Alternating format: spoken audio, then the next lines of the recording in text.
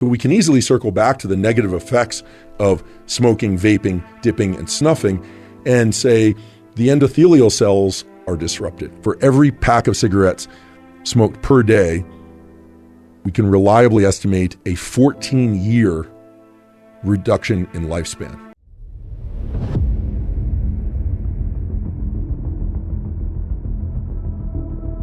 The endothelial cells are involved in delivery of blood and other nutrients to every tissue of the body, and smoking, vaping, dipping, and snuffing contain carcinogens, which are cancer-promoting. And because the epidemiological studies are out there, we can actually arrive at some very clear numbers as to how much life one will lose from ingesting nicotine by way of those 4 delivery devices, or I should say any one of those 4 delivery devices. Although I should also mention that many people who are vaping are also smoking cigarettes. This is becoming increasingly common. A lot of people are using vaping in one context and cigarettes in another, dipping in one context, vaping in another. But even for those that only smoke or only vape or only dip or only snuff, the negative effects are dramatic and calculable. Many people will say, well, I enjoy cigarettes or I enjoy vaping, and so at least while I'm here, I'm enjoying it. And that's because the dopamine system is not very good at understanding opportunity cost. That is, what we would be doing in those 14 years and what we would be enjoying and the enrichment that we would get if we were to live into those 14 years. So at some level, the smoker, the vapor is being rational when they say, yeah, but I enjoy this. And so the years lost, I can't really register that because it's hard to register what you don't have and what you've never had. So what we can very reliably say is that currently more than 1 billion people consume tobacco in order to get their nicotine, because that's really the reinforcing element within tobacco. More than 1 billion people consume tobacco in the form of cigarettes every day. A growing number of people, more than 500 million people now, are starting to vape.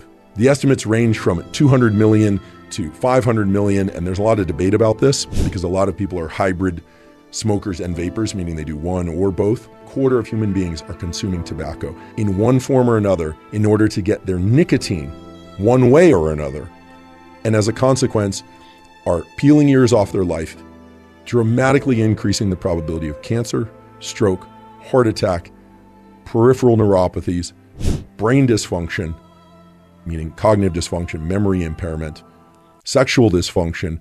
There are a number of studies that have looked at increases in cortisol, and while minor, those increases do exist. Decreases in growth hormone, and while minor, those decreases exist. But even setting aside the negative impact on endocrine, on hormone factors, it's very, very clear that smoking, vaping, dipping, and snuffing are among the worst things that we can do for our health. At least for cigarette smokers, 70%, 70, want to quit. They would love to quit, and yet they find that to be exceedingly difficult. So the basic takeaway of the study is that nicotine delivered by way of nicotine gum, not by smoking, dipping, or snuffing, was able to increase cognitive performance and motor output. So a rare circumstance where a specific set of demands that involve both cognitive engagement and physical engagement showed a slight but significant improvement. So people are directly controlling the rate of dopamine and the frequency of dopamine release by the duration and frequency of inhalations off the vape pen. And that's an incredible thing because what it does is it sets up the mesolimbic reward pathway for an expectation that dopamine will be delivered on that schedule. So that's one of the things that makes vaping in particular so hard to quit. Vaping is actually harder to quit than cigarette smoking for most people. Now, does that mean that cigarette smoking is fairly easy to quit for most people? No. 70% of people who smoke cigarettes report that they would like to quit if they thought they could. 700,000 or more people die because of smoking-related diseases. So there again, you have the negative health effects. That younger people are smoking, that women are smoking more nowadays, and that even though you see less smoking, typically in the US and Canada, and even in Northern Europe, some places, there's still many, many people are smoking who would like to quit. But that 75% of people, at least according to this review, earlier I said 70%, but estimates are as high as 75% of people who try to quit smoking relapse within the first week. There is a reinforcement pathway related to that for sort of obvious adaptive reasons.